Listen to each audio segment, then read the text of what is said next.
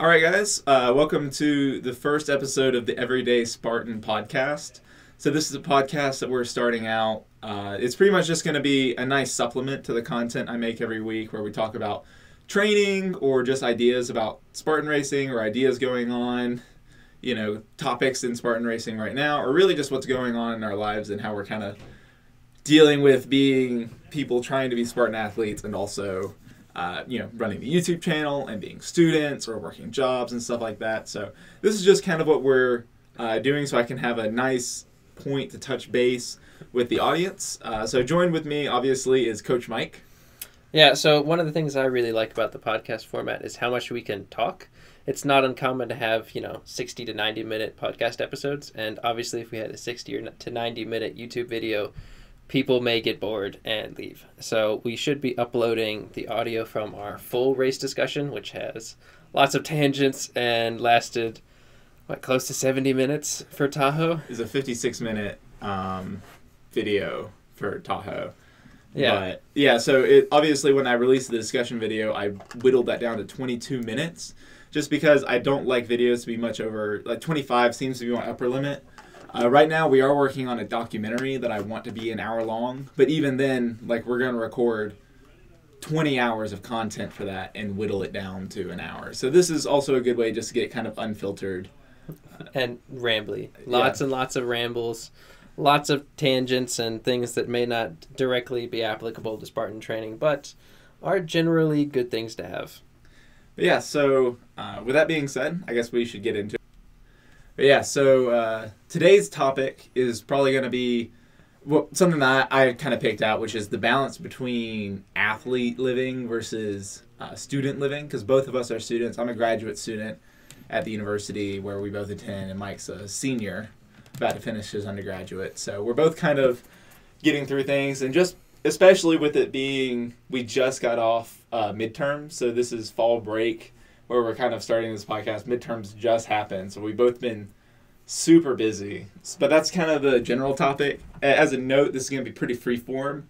This is not going to be as structured as most of my videos are, so if we get on some tangents, I think that might be for the best, but we're just going to see where the conversation leads us. Yeah, so the difference in formats, I think, is it's almost as if our YouTube videos would be within the realm of direct coaching and training, and now we're just gonna philosophalize about life and training. So we're gonna go to some weird places that are completely unpredictable and just see what happens. Yeah. But yeah, so while we're getting into it, do you have any immediate thoughts that you want to say about this topic, or do I have some? So I ran. I don't know about you. Actually, I do know about you because I know you weren't getting up at 6 a.m. to run like you should have been, because I wasn't getting up at 6 a.m. to run like I should have been. So I ran. Well, first off, I did a very long run, actually exactly 2 weeks ago at this point, and my foot needed some time to recover. But then after that, I was working from 3 p.m. to 1 a.m. 3 or 4 nights in a row. And obviously that's the amount of sleep that I got was not up to par. So I'm going to throw out I'm going to throw out the assertion that the hardest part about balancing is ensuring that you get enough sleep. There's 24 hours in a day, right? If you're working or if you're a student, that takes up 8 or 9 hours, maybe a little bit extra on the side. Then you have training time and meal time, which is probably another 4 or 5 hours. You got a couple hours of just whatever you want to do or things that need to get done, shopping, going to see people, something happens your dog poops on a pile of rope in your corner and you got to clean that up. Time disappears then. And then if you're an athlete, you should be getting somewhere between 8 to 10 hours of sleep per night to recover and rejuvenate your body and stay injury free. So these are some huge chunks of time that are missing from your day if you just subtract 8 to 10 hours for sleep. But I would hazard the guess, just because this is what Daniel and I and what I've talked with some other athletes is that the first thing that you start cutting out isn't, obviously school or work, because you kind of can't cut those out. And you really don't want to cut out, socializing, and you can't cut out chores. So you start cutting down on sleep. And that is where you can really start performing suboptimally in terms of athletics, or also just in terms of how great's your body today? Well, I got about 4.5 hours of sleep. I'm really tired. I'm cranky. It's doing weird things to my metabolism. Like, my foot hurts. So obviously that's less than ideal. So I'm going to float out that sleep is really the hardest thing to do. Yeah, well, so I feel this, particularly as well, because, the long run you're referring to is the hit the bricks run, where you did 46 miles on pavement the whole time. Yeah. And then immediately after that, I flew to Tahoe for the Spartan World Championships. And so, I left at 5 p.m. out of the airport. We arrived at the hotel at about 1. I got up, ran the whole race, went to sleep, woke up, and then my flight didn't leave till midnight, Monday night. So I didn't get home until 10 a.m. in the morning. So since then, my whole sleep schedule's been off. And also, being a graduate student in physics, in case anyone doesn't know, I'm getting my master's in physics right now. Yeah, way to flex, Daniel. It's particularly rough because there's this one class I'm taking in particular called General Relativity, which is basically Einstein's theory of gravity. But it's super difficult. It is one of the harder classes I've taken. We had a homework set due it was actually due the Monday night I flew back from Tahoe. And when I asked my professor, I said, I'm sorry for turning it in late, I'm not quite done. He said no one turned it in on time. No one in the entire 10 graduate student class turned in the assignment. And it's now a week and a half later, and only 2 people have turned it in. I still haven't turned it in. I have one problem left. But so I've been staying up. So what I'm kind of getting at is this is like a double problem for me. Because first, my sleep schedule got destroyed. My Fitbit tracked 1 hour of sleep that entire night where I caught the red eyes that I somehow managed to get on the plane. It didn't even say an hour. It said 56 minutes. And so my sleep schedule was terribly off. When I got back, I slept for just 3 hours just before going into school because I had to get sleep. But also then I had a workload, which is keeping me up late, and my sleep schedule's, like my circadian rhythm's already off from flying to a different time zone and staying up for a full 24 hours, So I can definitely feel my sleep suffer.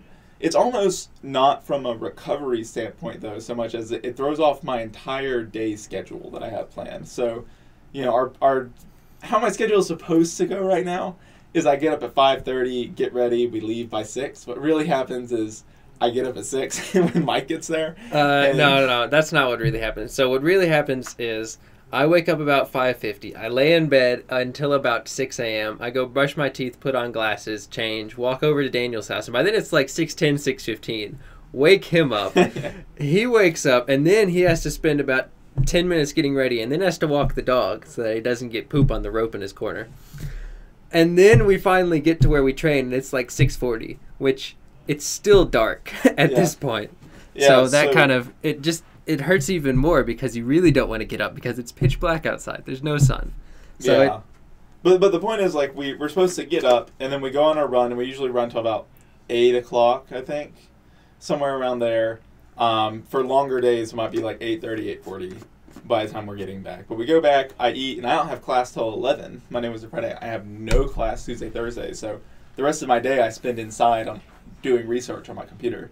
So, like having that set chunk of time for training, ironed out in the morning, it's all centered around getting up on time and getting to it, If I get up in the morning, and even if I just get on my phone instead of getting out of bed and getting ready, you can easily lose half an hour and throw everything off. So now, in order to make it to class on time, I instead of rushing through everything, will just cut half an hour off of training. So training suffers, or sometimes your sleep has to suffer for, at a different point. So I do think that the sleep is pretty central, almost more for just keeping yourself in your important rhythm. But it also is a recovery thing. I can definitely tell you that I've not been getting enough sleep. I actually have swapped to taking melatonin recently, because I looked into it. It's like it's not like a banned substance in any way, and your body doesn't build up a resistance to it. So I thought it seemed pretty good, and I will take 2 tablets when I have an alarm that tells me when to take them, and then I just go to sleep whenever I start feeling drowsy, which usually comes out to 8 hours of sleep. So that's been like a huge game changer, because for years I've been avoiding it. But I definitely understand that sleep's probably my weak link. Yeah. I've never really had the trouble falling asleep. I run a fair bit of mileage, and I do a fair bit of general schoolwork and athletic stuff outside of that. So being tired isn't a problem. I can fall asleep really fast.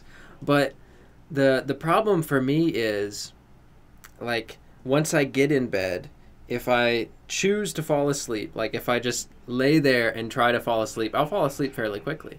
But there are distractions, even laying in bed. You start thinking about, whatever, or, hey, my phone's right there, and, Reddit is 2 clicks away, and suddenly, it's been an hour and a half, and it's almost 11 o'clock, and, I lost out on all that time.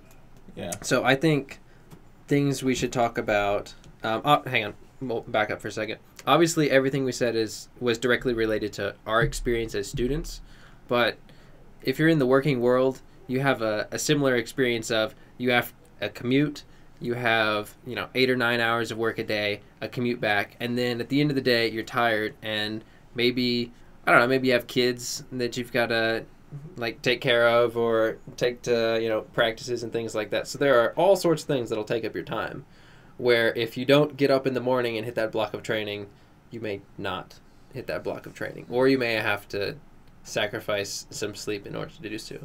I know Emma Coburn, I think it's Coburn.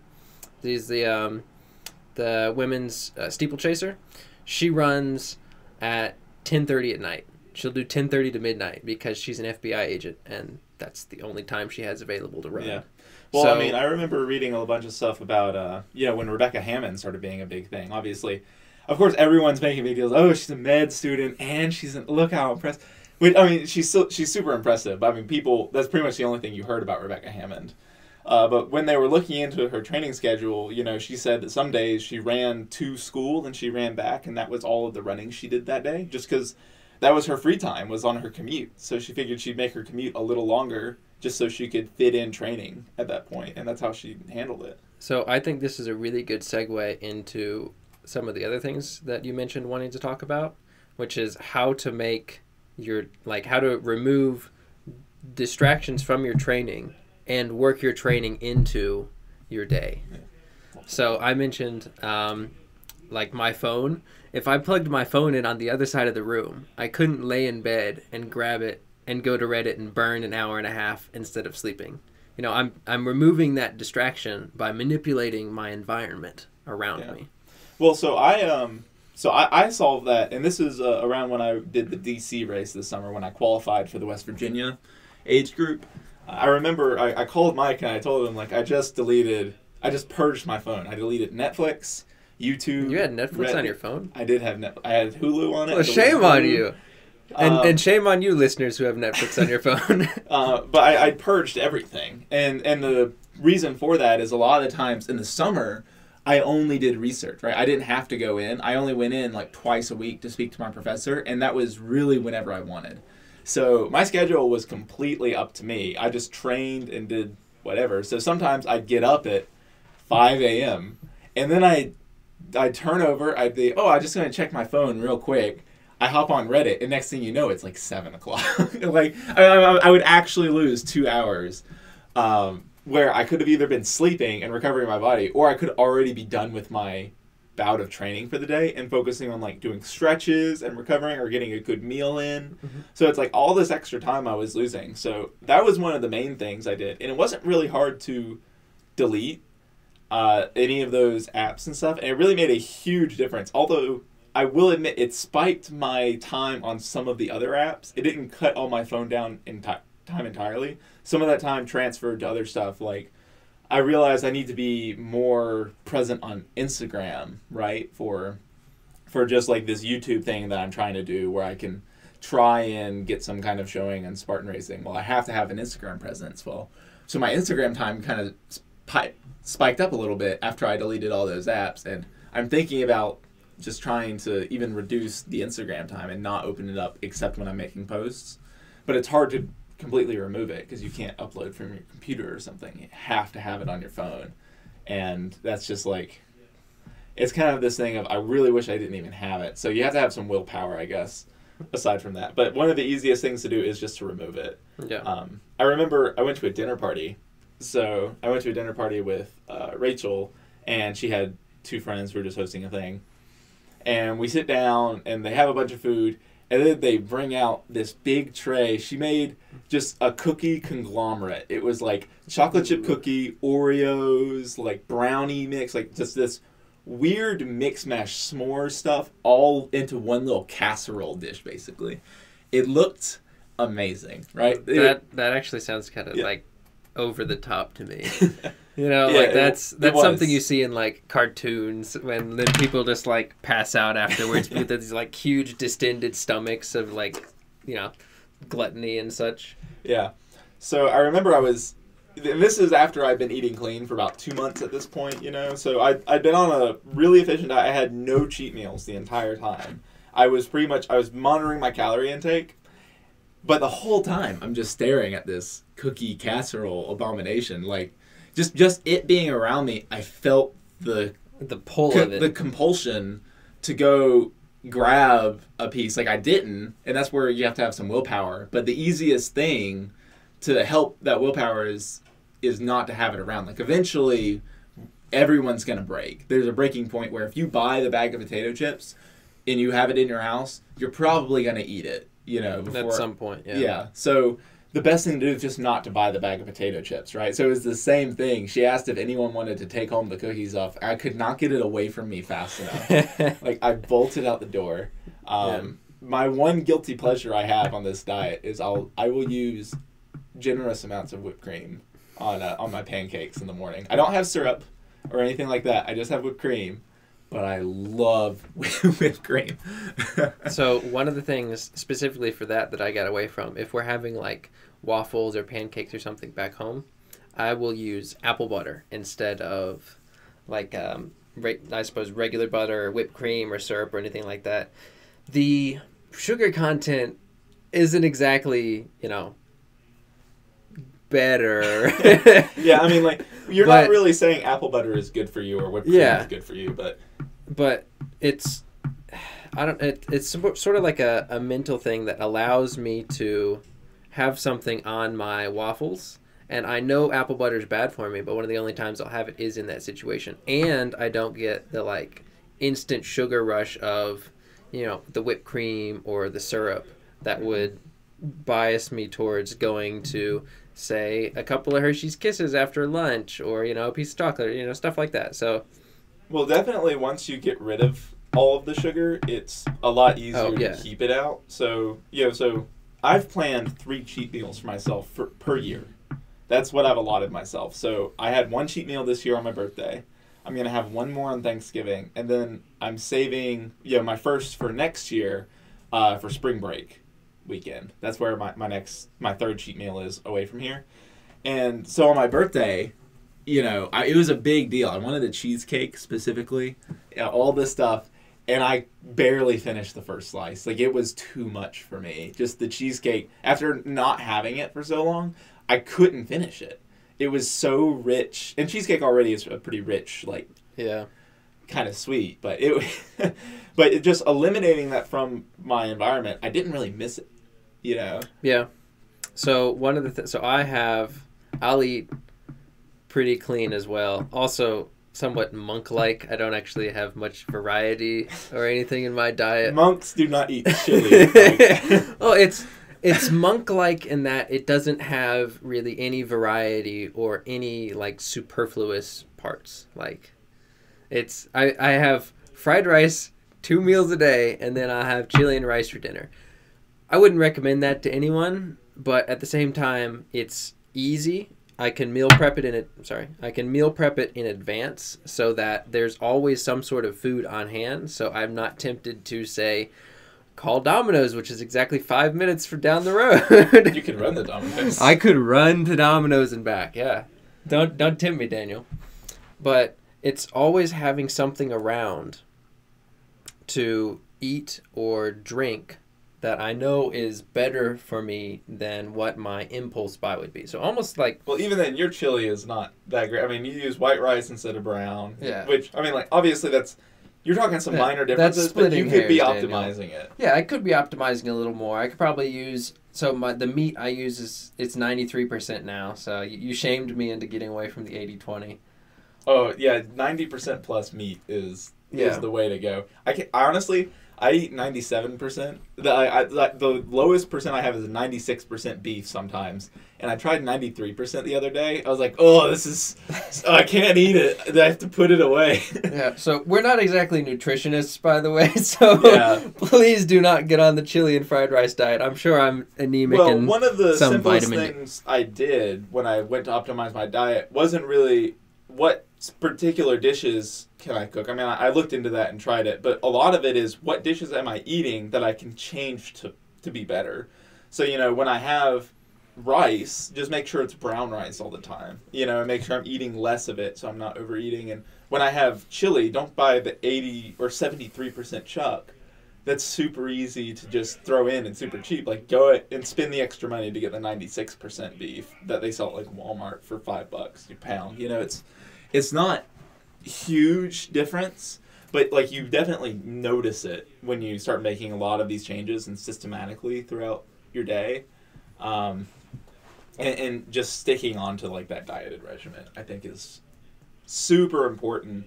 But I mean, honestly, so Mike knows my new big thing that I've been getting on is Huel. Huel. That's Huel. Huel. Yeah. We think it stands for human fuel, but I think it stands for human fuel. I do not support that. It's basically Soylent in a powder. It doesn't taste bad. It doesn't have a particularly strong flavor. Doesn't taste good either. But it doesn't taste bad. It has a great balance of all my macro and micronutrients, and it's a powder. Like I just throw it in a shaker cup, add water, and I'm off to class, and I drink it in the car, so it's hitting on all the things you were saying before about it's easy to make, it's always right there prepared. Even for you, like you say, oh, this is better for me, but you're not getting like vegetables in your diet. When's the last time you ate a vegetable? All right, so actually, I can say I know exactly when the last time I ate a vegetable was. It was last night, so I cut up carrots, steamed them, and then put them in my chili. Oh, look at you. Haha. I actually just started doing that when I got back from Australia. But the last time I had a fruit... Tomato's technically a fruit. And there's tomato paste in my chili. So... back off. Okay, so what we're hearing, and first of all, even if you have one vegetable, you can't just have one vegetable and call it variety. You should be eating. Oh, I'm not calling it variety. You asked me specifically when was the last time I had a vegetable. Yeah, so one of the things I do is for lunch, like we have a dining hall on campus, and lunch is the only time I eat at the dining hall. The other two meals I eat. Yeah, same here. At home, but what I'll do is I'll just go to the salad line and I'll load up on every vegetable that I can stomach. So broccoli, carrots, spinach, like all of that goes in here. And then I just get a bunch of chicken and I make a chicken quesadilla with it. So it just has corned beans and like that. I put in so many vegetables. That's probably about half my daily recommended value of vegetables, just eating that. Or I'll have like a burrito if I want to kind of go lower on the cheese content and stuff like that. So that's super easy. And then also, I've shown Mike this, but you can buy like the $1 cans of mixed vegetables from every grocery store has their own brand of it, but you can just buy them and they're like 400 grams of a variety of vegetables. So if I ever am just noticing I did not get a lot of vegetables that day, I'll just open a can, I'll just eat it. Either I'll eat it with a meal or I'll just eat it straight, like at 9 o'clock at night. I just like, I need more vegetables. I'll run the can through. Like, let's refer to... I actually have a couple of those cans in my pantry that I've just been staring at every time I make chili. But It's the carrots. I like to mix it with the fried rice. If you're making fried rice, just dump 2 cans of those in with it and mix it, and you get a nice So that's a bit excessive. I do individual meals of fried rice. I won't like meal prep. With the amount of rice you eat, you could easily put a full can in. Oh, ease up, Daniel. But I think, if anything, what we've learned in our conversation over the past, however many minutes, and also the conversations we've had outside, and the conversations I've had with other people, dieting isn't so much about punishing yourself for your weakness. Oh, no. It's about you recognizing that everyone has trouble with this. So once you recognize that, you can start manipulating your environment and the things you buy to help yourself do better. There's no way to negatively shame yourself into having a better diet. And even if you do, that's a tenuous line you are walking. At any given point, you could go a little bit too far and crash. If you frame it in a positive way, not I have to eat these vegetables, but I get to eat these vegetables so that I can train more. Or, Daniel staying up with, I need to eat these vegetables before 9 o'clock. I'm not sure if that's entirely great for you, if I'm being honest. So, but I think it comes down to the person, too, because for me, I find that so, for example, like the 3 cheat meals a year thing, that is a really far extreme. But I find that I work best in just the super extreme environment where it's all out. If I give myself a little room, I give myself a lot of room. An inch and a mile. Yeah. I mean, if you ever read Joe DeSena's The Spartan Way, it's like one of the 3 books he's released so far about Spartan. Yeah, I haven't. Well, he has a segment where he's talking about the guy that Hacksaw Ridge is written about. The medic, basically... I know the story, but I haven't seen the movie or read the book. For anyone who isn't paying attention, he's a medic who he didn't believe in violence or even having a gun. Like, he didn't even want to have a gun on him. But he went into World War II as a field medic. So, there's this really famous portion where over the course of, hours, he dragged just tons of people through safety. Like, he just kept going out, crawling under bullet fire and dragging people back. He won the Medal of Honor for that, didn't he? I believe so, yeah. Yeah, I never actually finished Hacksaw Ridge. I'm ashamed. We should watch that at some point. Yeah. But they interviewed him and they asked him, you didn't even want to bring a gun into that particular instance, like when your life is on the line. And the guy's quote in response is, in my mind, perfect. It's, if I can compromise once, I can compromise again, right? And that's the philosophy that I like to take for things, which is if I let myself compromise at all, there's a good chance I'm going to it makes it easier to find an excuse to do it again. So I find it best for me just to say completely abstain from things. But that's, again, I have a problem with portion control sometimes. For training, it's like I want to go out and I want to run a 60-mile week, even though my body breaks down by 40. You see what I mean. I like to go all in on things, so I have to have this built-in restraint, or I will destroy myself. And in terms of running training, your built-in restraint is me telling you no. Yeah. That's basically what it comes down to. In high school, I was exactly the same way. Yeah. So I think that just with the running training, and maybe we can kind of tease this out and extrapolate onto other things, but that's a I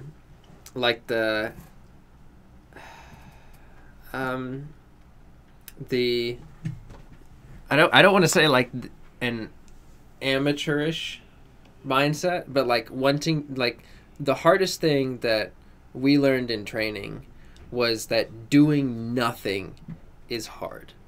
Knowing when you've actually done enough is the point where you go from knowledgeable about a subject to wise in that area. Don't hit the table. Oh, sorry. They're hearing you smack the table every time you make a point. Yeah, so the difference between knowledge and wisdom. So and wisdom you only gain through making a lot of mistakes and being experienced.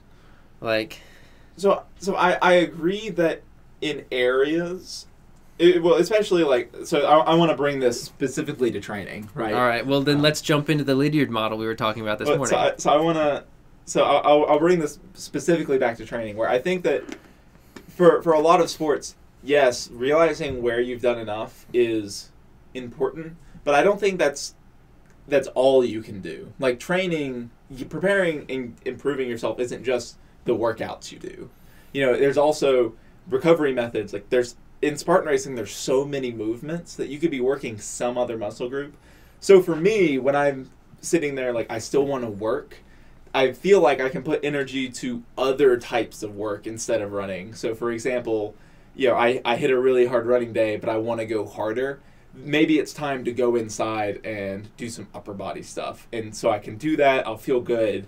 And I'm still making progress, but I'm not hurting the gains I did for running. That's always been my approach. And I kind of stole this from the CrossFit mentality of CrossFitters work out, like professionals work out 3 to 4 times a day, you know, but they're always working different muscle groups every workout of that day. They're not hitting the same stuff. And that's because in CrossFit, there's so many movements. And I always in my mind draw the parallel between CrossFit and Spartan racing. I just see CrossFit as like Spartan race's cousin who doesn't run. You know, like pretty much if you just added barbells and you removed a lot of running, you're at CrossFit. You know, so in my mind, I think that the training has to be tackled very similarly. But I mean that also comes from the fact that I'm not from a runner background. I was a swimmer, but I never reached the point where I swam so much that I couldn't handle it. Like swimming is a very low impact sport where my body could absorb huge amounts of exercise, and by the time I wanted to do that, I've been swimming 8 years. So. Yeah, so swimming is and we may be coming up against like background stuff like that. So like with swimming, you know, you can go hard every day. Oh, you're supposed to. Yeah, it's a sprinting sport. Yeah, but no, I'm saying that you can go hard every day, even if you go to like, you know, 400 runners in you know running. They're not running hard every day. They'll do 2 or 3 big workouts and then maybe hit, you know, alternating muscle groups on the different day between those and doing technique things, different kinds of plyos and stretches, but they're not running hard every day, because if they did, they would blow something out in less than 6 months. Yeah. Like running is very different, and like it or not, Spartan racing is a timed race and competitively. And when you have competitive times, guys like me are going to eat guys like you every day, Daniel, because we've been running for a really long time. So in order to be successfully competitively at Spartan racing, sorry, I hit the table again, you need to train yourself to be a runner and adopt that kind of mentality. Because at the end of the day, time is what matters. So I will concede this point that on running, you definitely know way more about this than I do. And you know more about swimming. Like I've been running for like a year and a half. But I just maintain that when we've done your running workout that you think is best to make me fastest, at the end of the day, I should still be able to go in and do, you know, some kind of pull-up routine to improve like my pull-ups or something like that. I think that that's a valid... But why though? Like I am technically as strong as I need to be. You are way stronger than you need to be. You know, like when you look at the elites in the field, they're running. The reason they're so fast isn't because, you know, they're doing the Herc hoist in 15 seconds. It's because they're running sub 6 minute pace on the mountainsides, and they can get through all of the obstacles well. Once you reach a certain level of competency on your obstacles, you don't need any more. So this reminds me of... Hang on. I'm not done yet. Oh so my God. I think what we're coming up against is exactly what I was saying earlier. Like, you're as competent as you need to be, but you don't know it, and you just want to do more because you think you're not ready. You are. You climb. You're bouldering what, like V7? I'm working on getting into 7s. Yeah, V6s. like V6, V7. Like, way back. So, excuse me. Oh, gosh. The end of my freshman year of college, I did a Spartan race, literally training with my standard running routine, so at the time was somewhere in the lines of like 50 miles a week, doing pull-up, basically like 4 sets of 5 or 6 pull-ups and like a farmer's walk with 2 45-pound plates 3 times a week. That was it. Like I will say that was a bit. It was a fairly easy Spartan race. It was the Charlotte sprint. Yeah, they only had sprints. For Charlotte. So like I made it through, and from there, I only rounded out my obstacle competency and then kept running. Like you don't need that much. It just reminds me of things like, for example, we were walking. Who's that guy? The guy who finished third. The guy who finished third at Tahoe this year for 2019 World Champs. Well, second was Atkins. First was Killing. Yeah. Third. Was it Kent? No. Was it someone we've never heard of? No, it was a new guy this year. Like he's pretty new on the scene this year. Was it the Canadian? I don't think it matters right now. Yeah. We're kind of just spinning our wheels, but the point is, you're watching him do obstacles, and like, oh no, John Albin actually won third. This is the guy who got fourth. Okay, my bad. Which is why we're having a hard time remembering. Well, also we don't know the guy's name, so he was in second like the whole race, and then got caught by Atkins and Albin on like the second sandbag carry, like half a mile from the end. But yeah, when you're watching him do obstacles, it's like he's going ballsy on some of his obstacle movements. I mean, the vertical cargo, he's not just doing the flip, he's flipping down the whole thing, but like doing flips all the way down it. Yeah. And like on Helix, he went no hands. Like on pretty much all the parts that are slanted, he just went no hands and like jumped to grab things to speed it up. He's taking these huge risks, things that you need to be pretty competent and pretty fit at to save seconds. And obviously we can debate the efficacy of this, but I think it just goes to show that he does this and it doesn't even tire him out, right? So in my mind, even when you're good at the obstacles, you can always be better just to make it where, okay, now I can do it and I didn't stop to breathe and I don't even feel tired afterwards. Like adding in even more adaptation to the point that it's just nothing. I think it's really important. And then that way when you hit a new obstacle like Monkey in the Middle this year at Tahoe, I fell off Monkey in the Middle, albeit I blew out my biceps on the sandbag carry and it was freezing cold outside and I barely generated heat going down after the swim. Like maybe I could have done that obstacle while warm, but I want to be able to do it while I'm cold in those conditions while I'm fatigued. And in order to get that, you still have to train, I think. Yeah, but I don't think, if we're taking your Tahoe example, I don't think you complete Monkey in the Middle by training way more on your climbing and bicep stuff and climbing work. I think you complete Monkey in the Middle by training for the specific conditions that the race was in. Like, you were strong enough to do it. It was just everything else that put you down. So So what you need to train for are those specific conditions. So we can go to the gym and you can blow out your biceps doing curls and stuff, and then we can go climb. Or they have the climbing tournaments. Like, we can do the climbing tournament and then afterwards try to flash as many routes as we can. Like, there are ways to train specifically for that, but that is training for specific circumstances versus getting generally stronger. And I think that is a significant mentality difference. I still think that I'm not as strong as the pros are. Oh, for sure. And I mean, obviously when you're sitting there like, oh, I'm not as strong as the pros are, but you're saying I don't need to be stronger to be like, because my goal is to be a professional caliber athlete. That's the kind of athlete I want to be at. And if I'm not as strong as the pros are, but I want to be a pro, I need to get stronger. Like, that's the only thing. That's the only logical conclusion. So maybe it is like I need to do more deadlifts instead. But I'm saying there's something. There's something other than the running. The running is my main hurdle, but there's something I can do. So I will say there is something you can do, but I don't think it's the sort of work we're doing right now.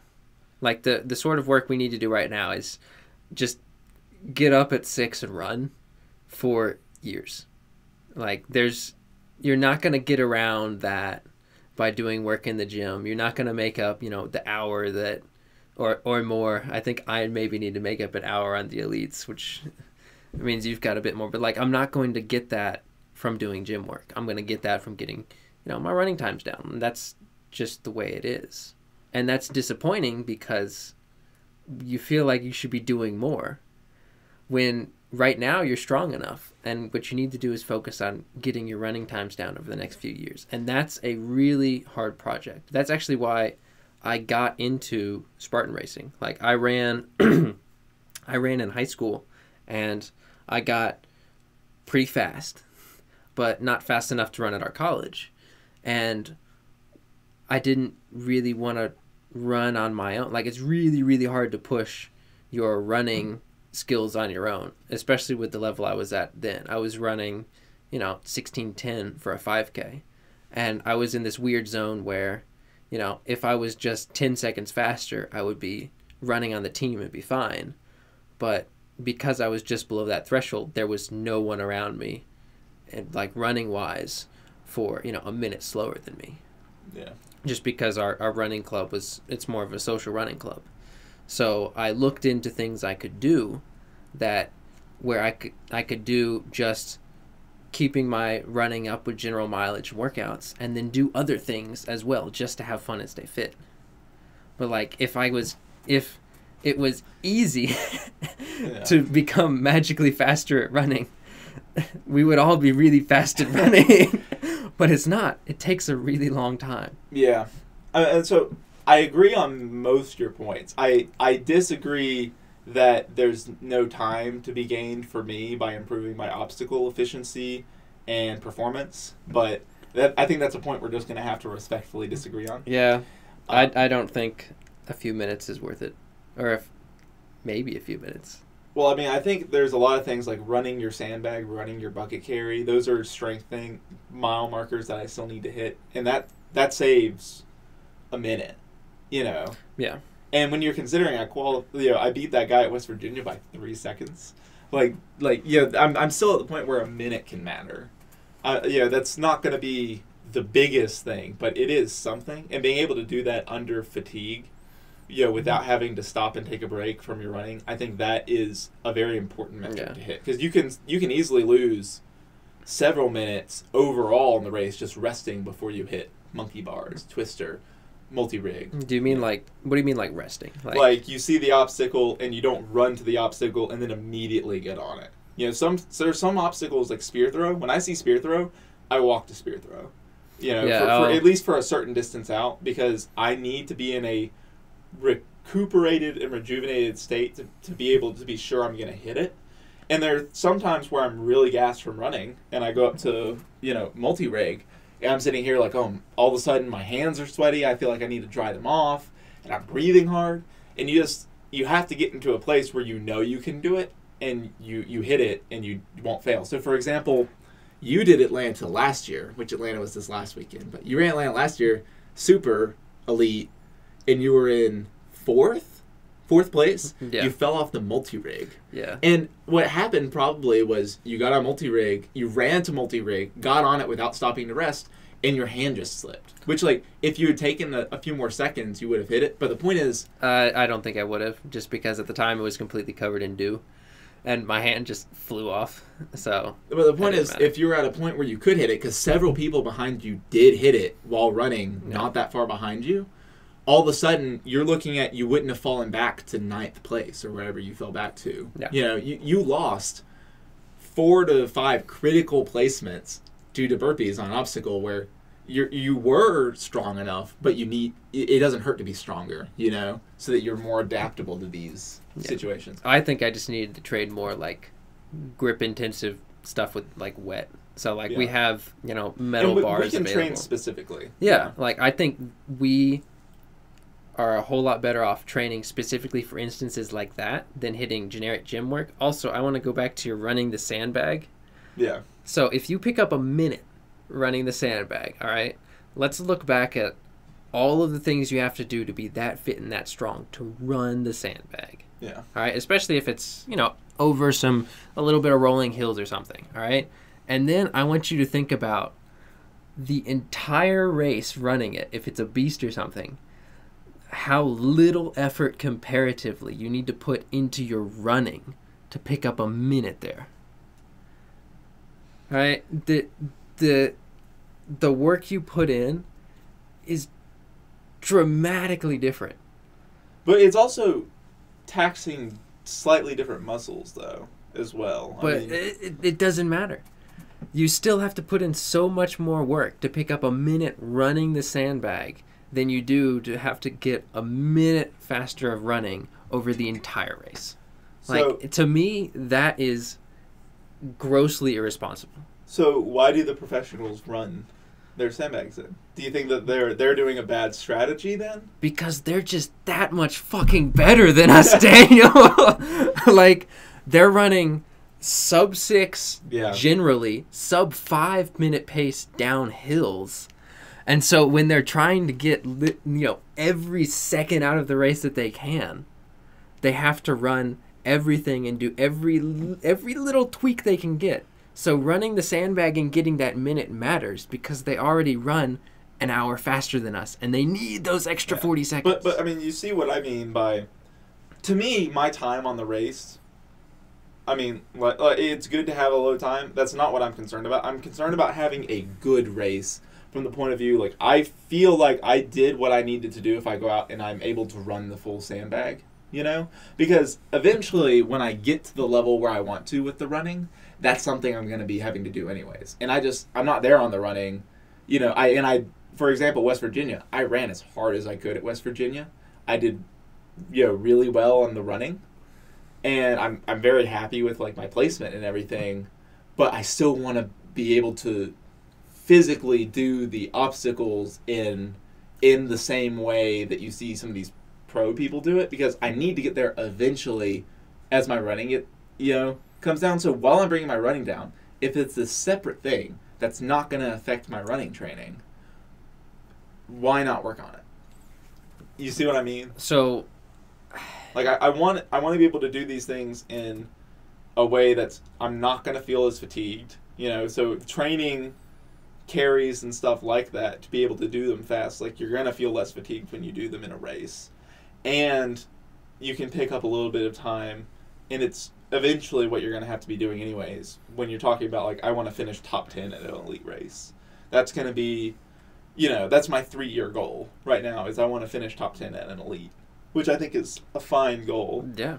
So, why not go ahead and look at that while I have free time? Because your time isn't free. It always costs something. There's always an opportunity cost. And if the opportunity cost in this case is, if you want to, what was it? Woods was talking about running the sandbag in deadlifts, right? Yeah, he said deadlifts were one of his big secrets for being able to run the sandbag. Yeah, so why would I sink my time into doing deadlifts when it can possibly wipe me out for, 2-3 days afterwards if I'm doing it right? I mean, when you first start doing deadlifts, sure, you'll be sore. But once you get into them and do the deadlifts that we're going to do as Spartan athletes, you're not going to feel a real level of soreness. Well, if we want to get to where he is right now, we're going to have to do some serious work. Mm-hmm. And that's going to take a whole lot of time and adaptation time and recovery time and time focus away from the running. And right now, whether you like it or not, running is still king. Well, so I mean, you said yourself, sometimes you go out there and you train and you've done all your running stuff and there's no more to do, right? So I understand that it's a little more intensive on recovery, and I will have to focus more on recovery as a side thing. If I can focus on recovery enough so that I can recover from both, and I do my full running workout, I don't see a reason why I can't go in and crush, some lat pull down workout to work on my pull up strength or do some deadlifts to help with my carries. So I don't particularly care about that if you're really, really careful. But the problem is, you're not going to be really careful. You're just going to throw stuff in because you feel like doing more. And you think you should be doing more. Like, there's only so much training time that we have. Right? And there's only so many training slots that we have. Like, if we have 20 hours of training in a week, we're not doing 20 hours straight. That'd be ridiculous. You know? We're spreading it out. And between each of those days, we'll have maybe a slot in the morning, a slot in the afternoon. And if we're trying to balance, 7 running periods, so we'll have, long run, a couple of quality days, a mountain run, that sort of stuff. If we're trying to balance that and then come back in the afternoon and balance other workouts, there has to be some sort of overall emphasis, something that you want to get better at. And what we really need to get better at is the running, which means anything that's going to adversely affect our running plan needs to go out or get tuned down. I'm all for finding a balance. This is one of the things where I think the obstacle efficiency is very important, and I definitely understand the running is the most important thing. I just think that maybe I haven't found it yet, and I need to work on it. But I still think that there is a way to get your obstacle training in that's not in a volume that's not going to affect your running training, but more than what I'm doing now. So, it's hard to find a balance between that because OCR has been a sport for 6 years, professionally. Professionally, probably pushing 9 or 10. I Okay. think it's been around. It was smaller, but they were still professionals. Yeah. And Running, even then, it goes back even further to tough guy. I think it's Manchester, England, or something. But that's a whole side.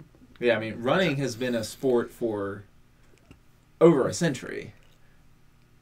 Over a century is a good answer. Yeah. Yeah, when you think about the Olympics, for example, a mainstream sport that everyone would go out and see. So, for a while, actually, in the late 1800s, there was a... it even goes back to the Olympics. Hang on. No. There was the biggest spectator sport in America was walking. It was competitive walking. Like that Malcolm in the Middle episode where... Yeah. where the dad, speed walks. Except for, 5 or 6 days straight because, towards the end, people would just, fall over. But then bicycles came on the scene, and bike crashes were way better than people falling over. So, biking kind of took over. That's how we eventually got to NASCAR, right? Probably, yeah. Running... I say over a century because I'm kind of thinking about modern terms of things I've read. But, yeah, it even goes back to, the Greeks, thousands of years we've been running. So, we've written the book on running, No, we haven't. Well, we still don't have it ironed down, but we have it way more ironed down than the balance of, OCR-specific training is. That's fair. No one has specifically found what's the perfect balance between obstacle and running training. And so what I'm kind of doing most of the time is I'm winging it, right? I'm looking at CrossFit, and then I'm looking at running, and I'm just trying to merge them together in some kind of interpolation of the two, and I get it wrong most of the time. Which is... Oh yeah, don't get me wrong. I've put myself down and out with injuries. Yeah, but you're coming from a running background, so you're also biased to thinking that the obstacles are less important. But albeit you've had more success than me, so a bit, yeah. So who am I really to say? No, that's a terrible thing to say. Just because. In order to be good at this, we have to be students of the sport, lifelong students of the sport. The second we think we have it all nailed down, the second, Killington's going to just step up and bitch slap us. Yeah. So, I appreciate, your running focus. I'm of the opinion that we don't necessarily have all the science ironed out, and I think that there might be a more obstacle-centric training plan. Still primarily focused on running, but a slightly more obstacle-centric training plan that can help you better condition for... So I think if you really want to get into that, there's some guys in, I think it was Austin, Texas. They run a gym called Atomic Athlete. They've got some real interesting stuff. Yancey Camp has some really interesting stuff. He was the guy who designed the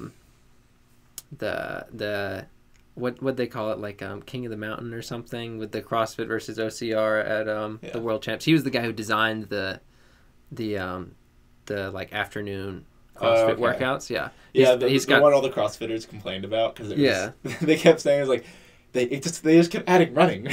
Yeah, like if you're looking for a more like obstacle strength centered stuff, like that's more towards what you want to lean to. But I mean, I'm thinking of, so for example, the OCR CrossFit Showdown, which for anyone who doesn't know, Spartan invited 3 professional CrossFitters. Four. 3 males and a female. Yeah. Professional CrossFit athletes to the World Championships, and they paired them up against a team of 4 Spartan athletes, and they gave, so they had this whole like point system where they had like some CrossFit / Spartan styled workouts in the afternoon.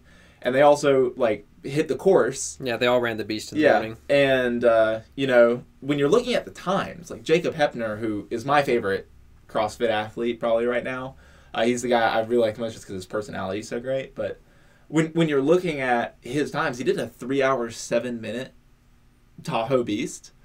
My goal this year was a sub 4, and I didn't even hit sub 5 because I became hypothermic on the swim.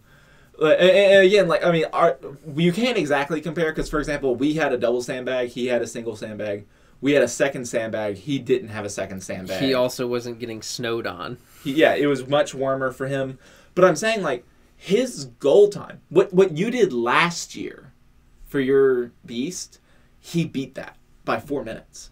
And he doesn't really, I mean, he does, like, some running workouts because CrossFit tries to hit a bunch of different modalities.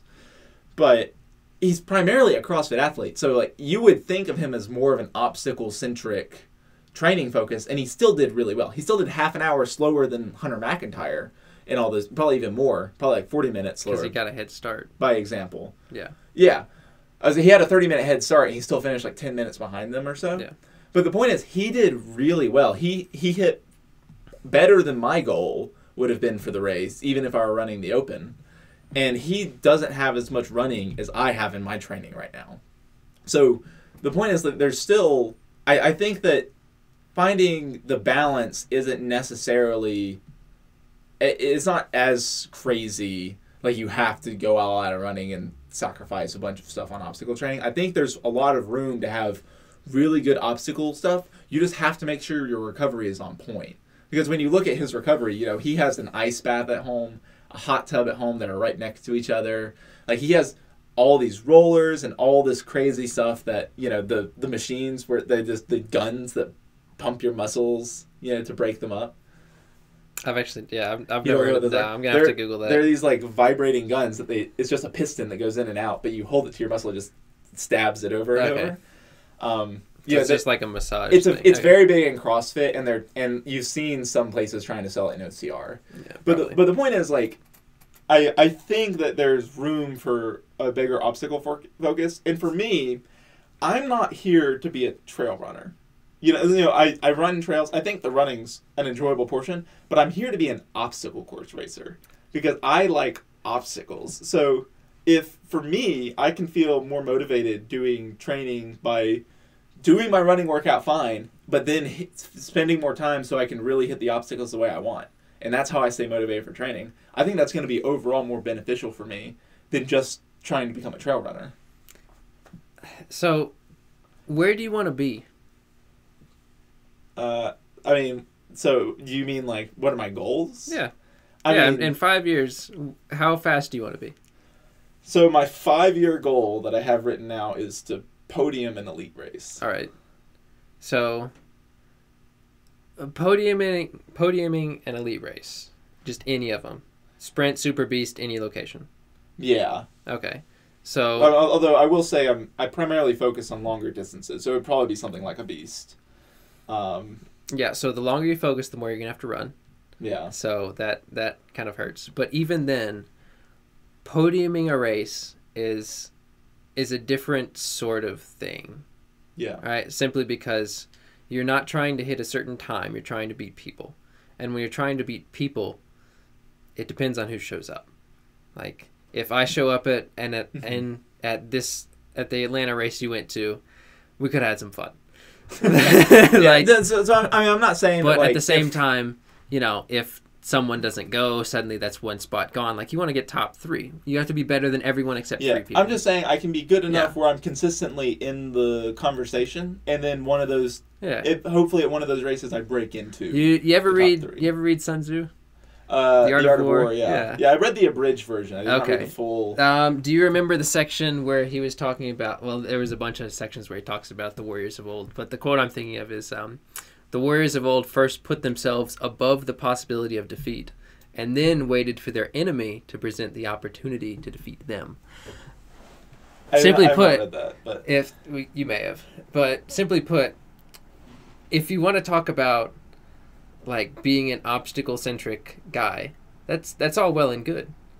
Jacob Hepner is he'd be an obstacle-centric guy. He was an hour slower than the winners on Sunday.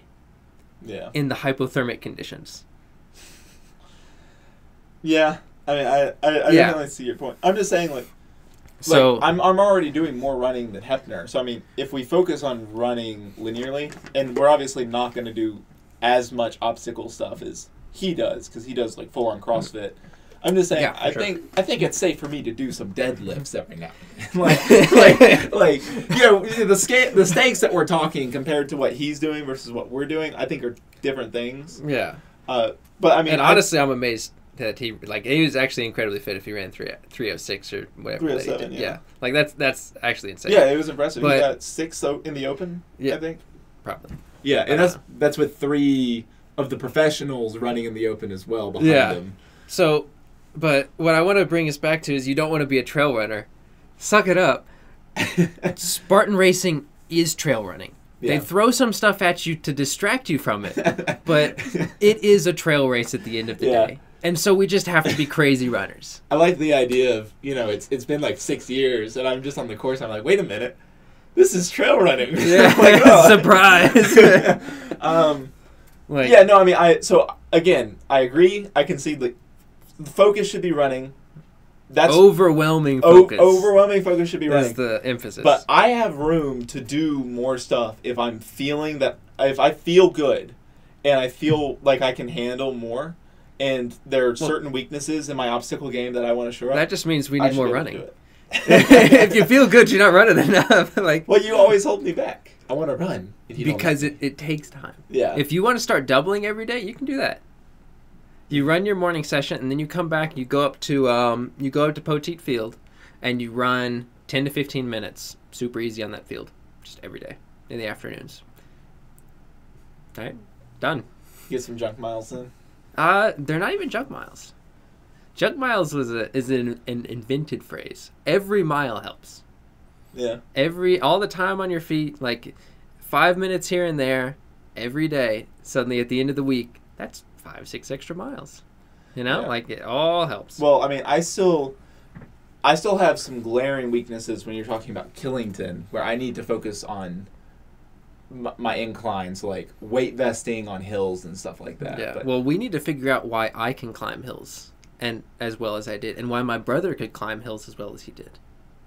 And Asheville. You're also got to consider, I come from Georgia, where we do not have hills. Oh, boo-hoo. We have one hill in my town. Don't give me that. It's a pretty impressive hill, though. But you can't get to it. You couldn't. So, as soon as the season started, we never went there. We would have been on the track. Yeah. Or, running around the neighborhood. So, we rarely got out to that hill to train. So that hill can't be the difference other than, the mental game of, I know I can run to the top of this hill. And so when I get to Killington and there's one that's, 3 times as long... Yeah, I can suffer through it. Yeah, but I mean, the point is that's something to work on that I just need to work on. But that almost now seems like it's not a physical problem. We just have to train you to have that have that pain threshold. Well, not even the pain threshold, but to be used to that effort.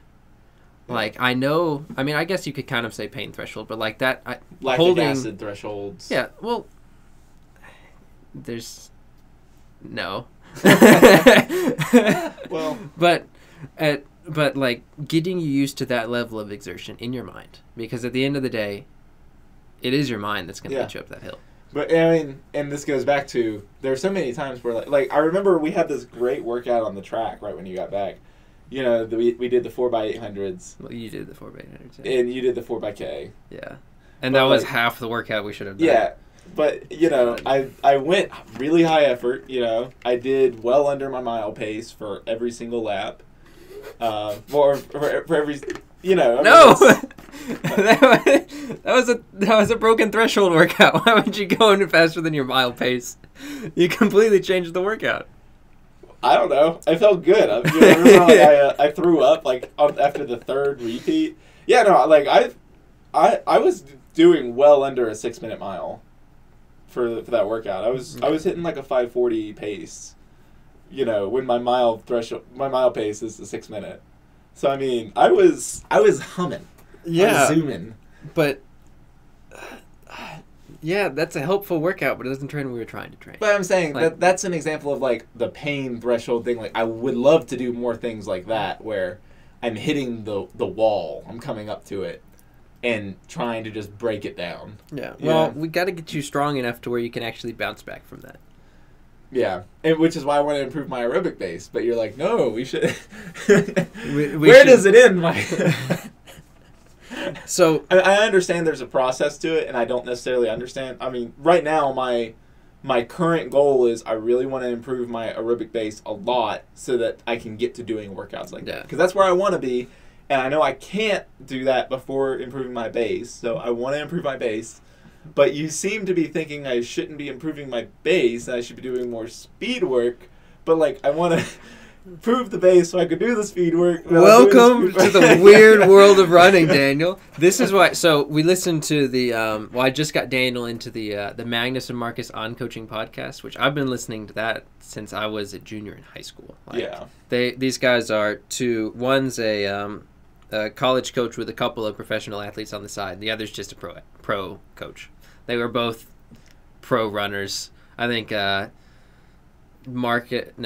Steve Magnus ran like a 4:01 mile as a senior in high school. Yeah. So like these guys were absurd runners, and the episode they just put out was about different models of training, and Daniel listened to 2 models and then bailed and decided that the Lydiard model was his thing. So first of all, he's got no idea. I stopped listening. Hang on, wait. I'm going to correct you on this. No. Okay. I stopped listening because I told Mike, like, I barely heard all the stuff for the second model because I was just hearing so much information. I needed to take a break and digest it. But I was saying that what he said about one of the models is what I've been saying for a while. I know.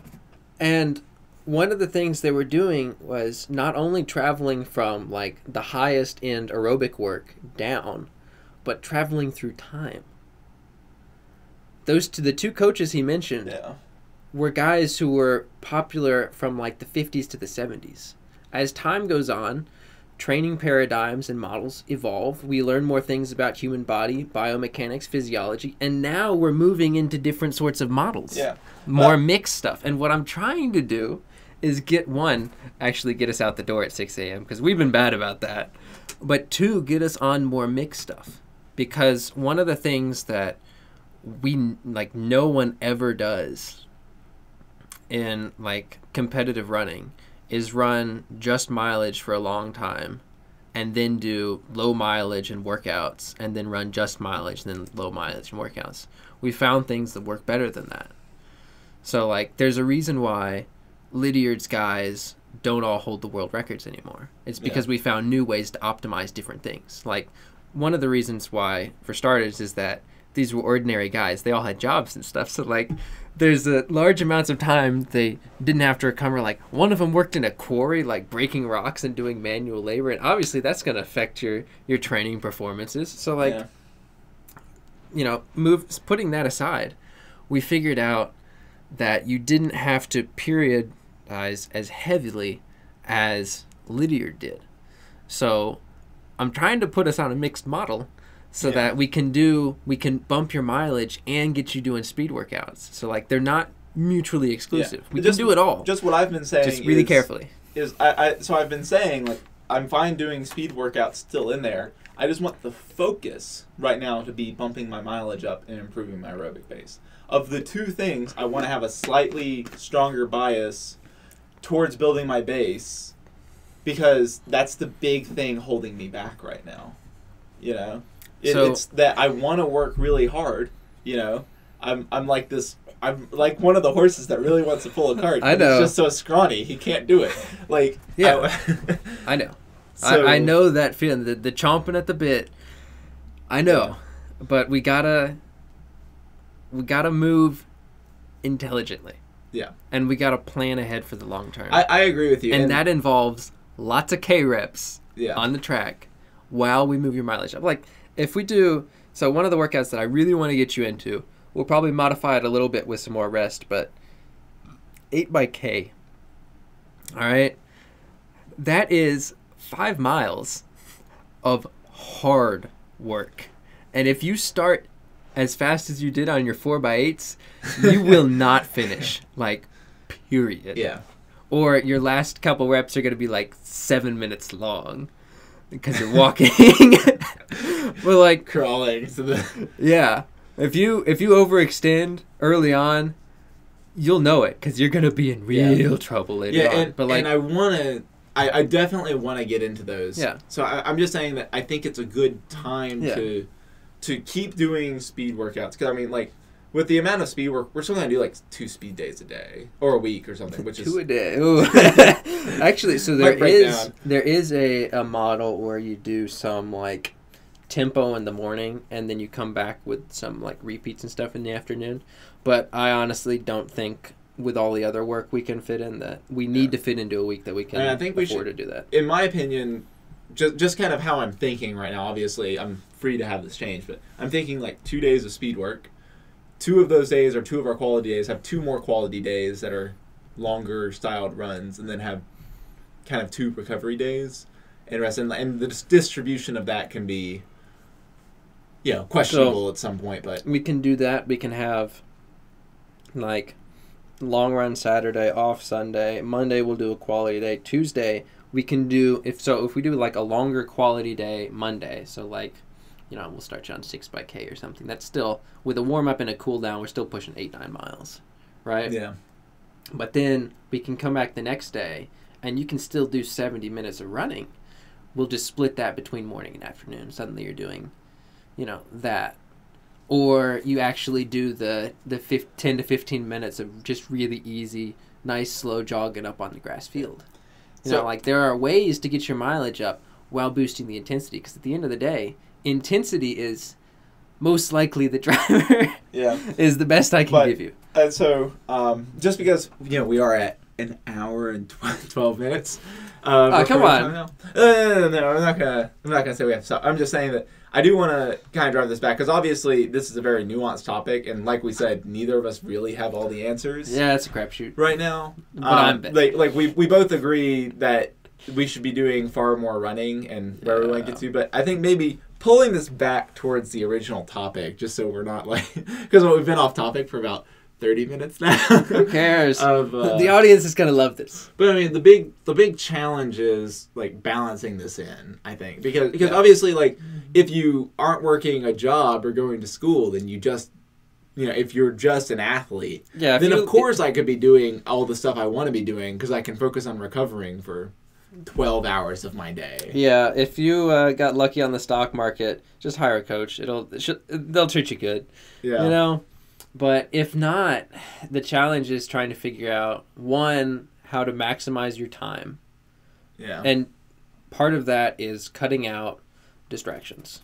So if you're burning a bunch of time, like I am, watching YouTube and being on Reddit, maybe you're not going to, reach your athletic potential just because you're not getting that time back.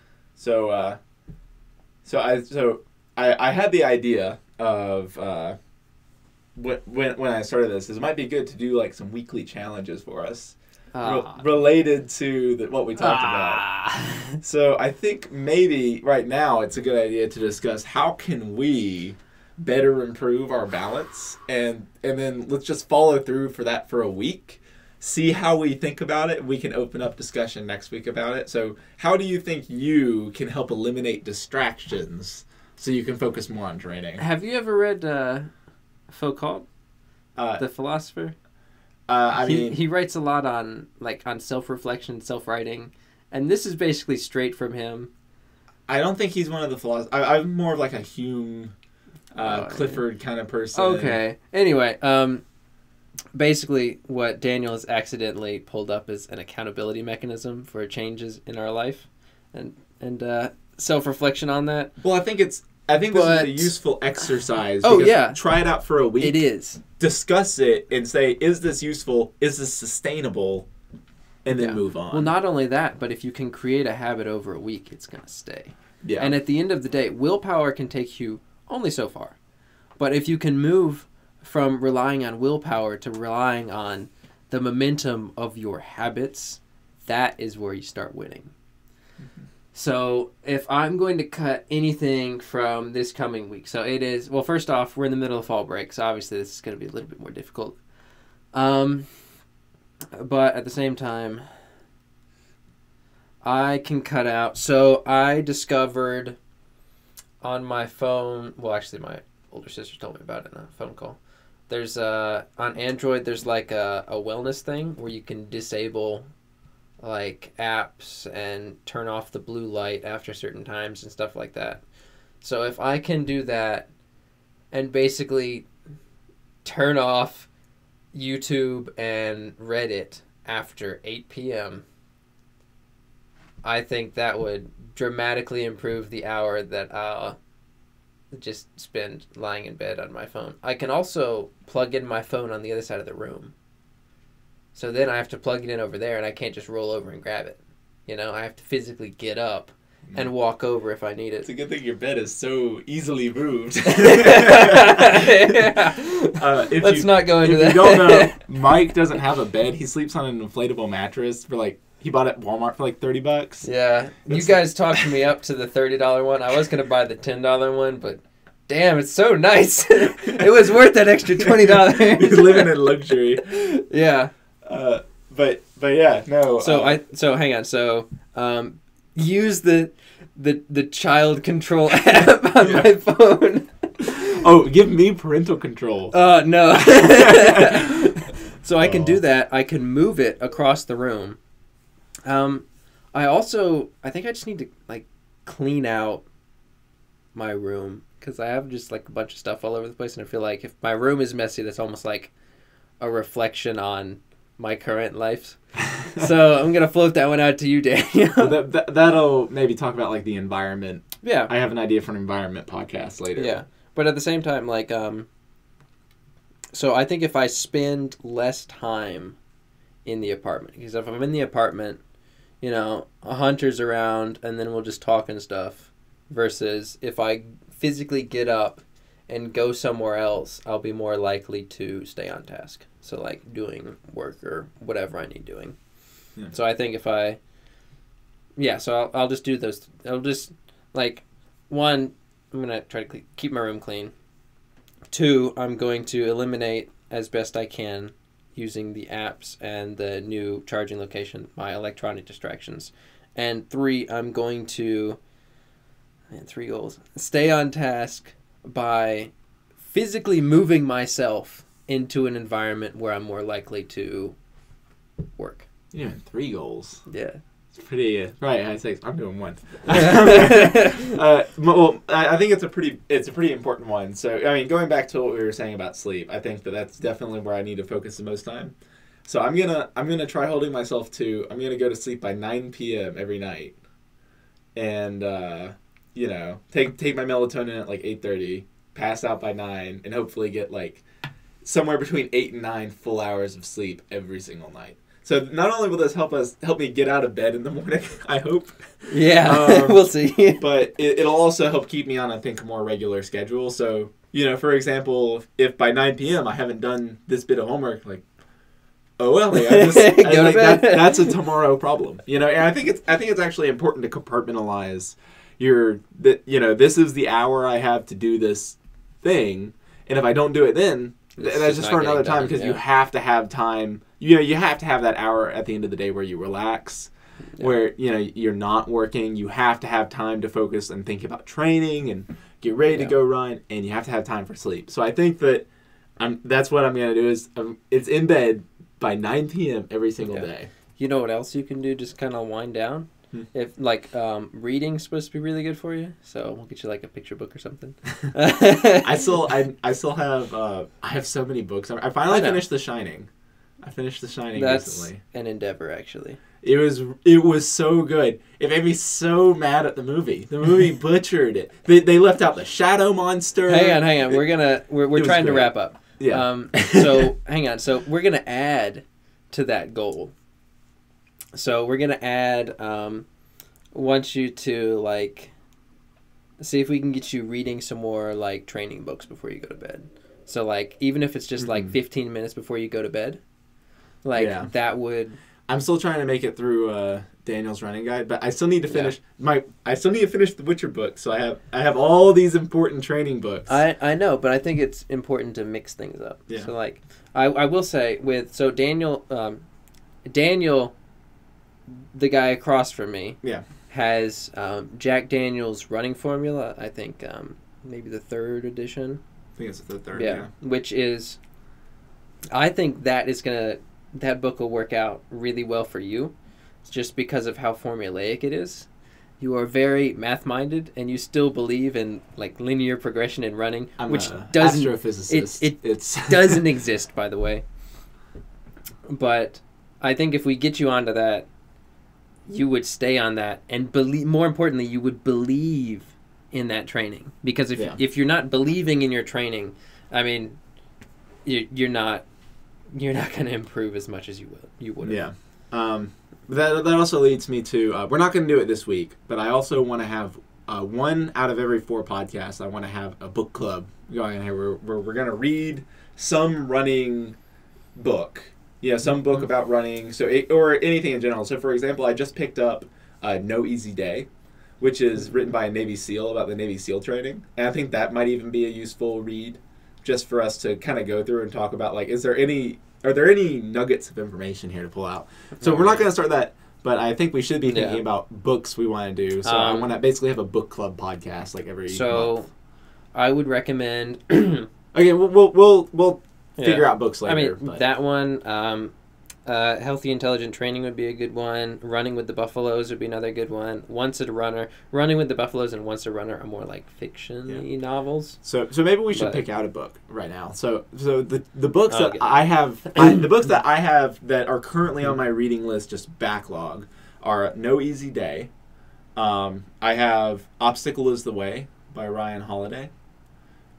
It's about people who have basically gotten to near points of success, had major obstacles break a leg in their professional runner, and there was a biker who did something similar. Yeah, so it's all about athletes who basically had major injuries, put them down, and how they kind of came back from that, and how they used their injury as a bonus rather than a setback. Yeah.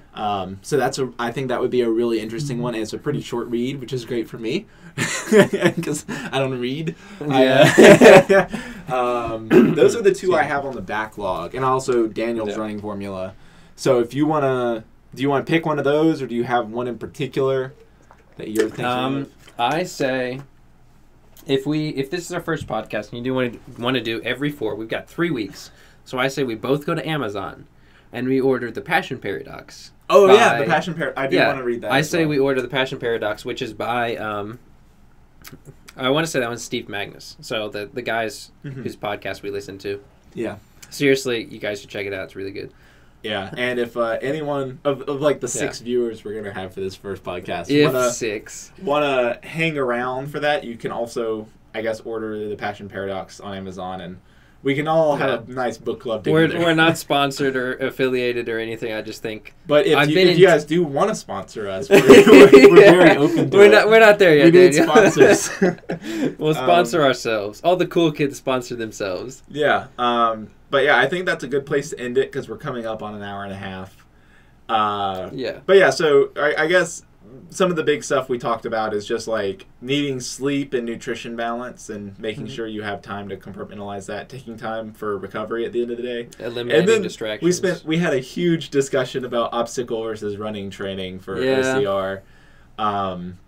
Which, I mean, I think the gist that everyone can agree on is that running is most important, and that's what you should be focusing on. Spartan is a trail race disguised as an obstacle race. This guy is a ninja warrior, basically. Yeah, pretty much. But and then basically there's a few differences. I think there's a little more room for obstacle training than Mike does. But obviously... I think we're doing enough. But, like, when we're actually training, I think we're doing enough. So... yeah, I hope you guys enjoyed. If you guys have any feedback, feel free to comment it out. We're going to be posting this on YouTube, SoundCloud, and I'm going to try getting this uploaded on iTunes. It takes a few weeks of an approval process to get an iTunes account ready for a podcast. We could do an email blast to everyone. Yeah. Like the On Coaching guys do. Yeah, I'll look at... I'm going to set up a website soon. I'm trying to learn how to code in HTML, so that might be a good project to make a Everyday Spartan website. And so maybe we'll put them up there as an embedded browser or some kind of email that you can sign up for. But anyway, we had fun. I hope you guys had fun listening. Yeah, I mean, I look forward to doing this because it's definitely I think it's a pretty good quality podcast. We do this anyway, like all the time, so we may as well record it and give it to you guys. It's mostly us arguing, but who cares? But this is good, consistent stuff where we can touch base. So that's pretty much all I have to say. Do you have any last thoughts before we close out? Shared loads are easier to carry, so find yourself a friend, set some goals, and then hold each other accountable. I think that's a good place to start. Yeah, just for the balance between them, just... Yeah, sure. In general, I meant that more as like... You seem like you suddenly realized what the thesis of the podcast was. I meant that more in general. Like, if you want to cut out distractions, set goals with a friend, hold each other accountable. If you want to up your training, find someone to train with, set your goals, and stay on them. This is a self-improvement, and athletic performance is really hard. Like, that's why we hold athletes in such high esteem. But at the same time, if we know a little bit more about ourselves, we can leverage our strengths and cover our weaknesses by using someone else. So, like, we can do this, guys. Just hang in there. And Daniel and I will hang in there and do our best, too. Yeah. Well, thank you guys for listening, and I hope you guys have a good day.